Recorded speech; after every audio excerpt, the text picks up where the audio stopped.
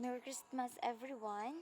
You are now in the 7th week of our Quarter 1 Modular Distance Learning and Personal Development.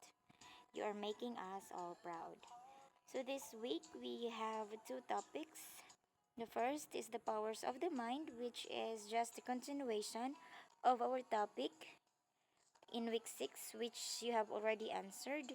And then, second one is on the emotional intelligence. With these two topics, we have here our objectives. First is to develop a personal plan to enhance brain functions. Then, second is to discuss that understanding the intensity and differentiation of emotions may help in communicating emotional expressions. So, these two topics will be our target for this week. First topic is on the powers of the mind. So, continuation man lang ni siya sa atong week 6. So, gamay lang ni siya. So, naalang na siya ay mind mapping. Okay, concept niya is mind mapping. So, basahon na lang ninyo unsa ng mind mapping. Then, how will you grow your intelligence? Unsa mo na ninyo para mo grow. So, basahon na lang nato palihog ang information sheets. And aside sa pagbasa, we have to understand. So, kinahanglan sabton na nato ng atong gibasa, no? Kaya way gamit ang atong gibasa kung wa nato na sabtan. So, palihog ko, sabton, basahon, then sabton. For activity sheet number 1, we have a specific objective that is to make a personal plan to enhance brain functions. So, unsaon man naton para ma-enhance ang atong brain function, so that would be our activity. So, for the instruction, we have to make a weekly personal plan to enhance your brain functions. List all activities that you did or will be doing every week to enhance your brain's function. Do this by filling out the weekly plan on your activity sheet. Indicate whether you have been doing it or will be doing it. So, unsaon man na siya? So, may buot pasabot ana niya, ma'am.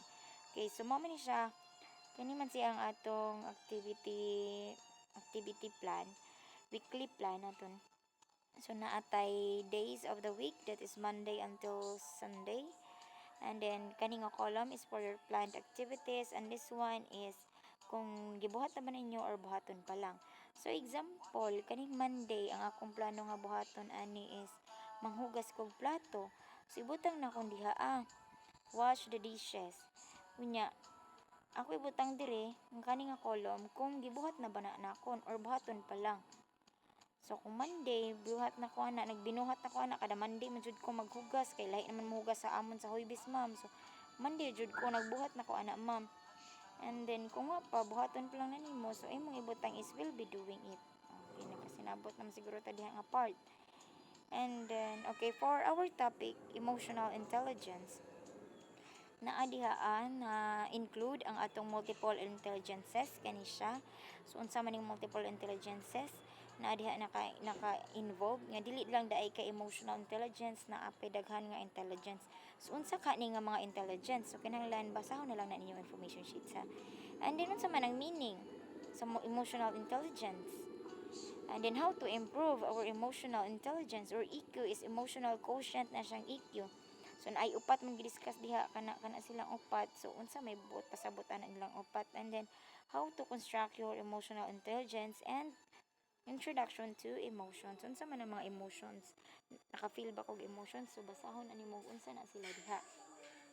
And then for activity sheet number 2, we have another specific objectives that is to define emotional intelligence, identify and describe different types of emotions that may help in communicating emotional expression. So, kung lang i-define ang emotional intelligence and then identify and describe. So, instruction. Cite a scenario or your current situation when you feel this emotion. So, na mga emotions dire. So, we have here the emotions. Kani sila, mga nakalista. So, hinaw na lang kag scenario. Unsa may nahitabo aning adlaw nganong angry man ko. So, for example, ako angry.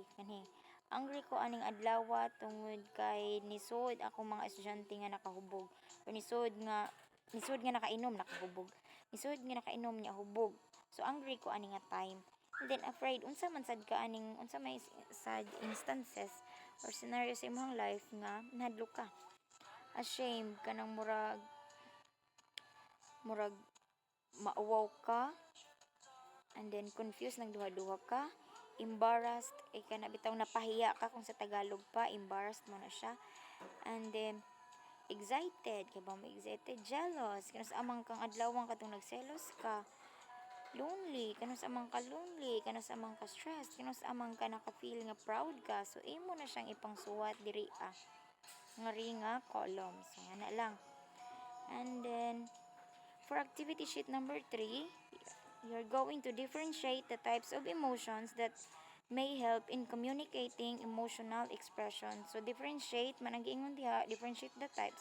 Imo ra isuwat ang ilang kalahian. So, differentiate the types of emotions based on its definition and the actual experience of the person. Write your answer on the space provided on your activity sheet. So, for number 1, you're going to differentiate embarrassed versus confused. Unsam din ning embarrassed, confused. Unsa man ang confused? So, inyo i-define inyong definition sa embarrassed versus ang definition sa inyong confused. Then same na gyapon sa number 2, excited, unya energetic, angry, niya stressed, afraid, niya jealous, confident versus proud. So inyo na silang isuwat ang ilang meaning ug nganong lahi na sila. And then for activity sheet number 4, so the learner gives a situational examples that shows an emotional expressions. Instruction: emotional self-awareness is the ability to recognize one's own feelings. Complete each statement based on how you feel. So, mani siya atong activity sheet number 4. Isuot sa activity sheet ha, dili sa papel. Okay. So, number 1, I am most happy when. Unsa man, kanus amang ka happy. So, isuot ni mo diha. Nanhi. Tahi ako, example na kon, I am most happy when I see my crush. O, ana, jema-jema, char-char, kay mga hilig man tag crush-crush, no. So, pero sample na ha, di, naman sa times nga dili lang inyong crush ang makapahappy ninyo. Pwede family, pwede friends, pwede grades, pwede kwarta. So, depende na ninyo unsay makapahappy ninyo. Then, I feel embarrassed when mauwaw ko, pakauwawan ko kung, and then, I think negative thoughts about myself kung, I am, pwede nyo sumpayan diha, pwede I am happy, I am afraid, I am, depende unsa inyong mga feelings dire, kung kanus I feel, unsa nga emotions or feelings ang inyong butang dire, kung unsa. I think, unsa inyong gihuna-huna about unsa, then kanus so yung lang inyo nang kumplituhon, and then that's it. That's it for week 7. So congratulations, you have completed a task for week 7. Keep up the good work rather. So keep up the good work, everyone, and God bless you.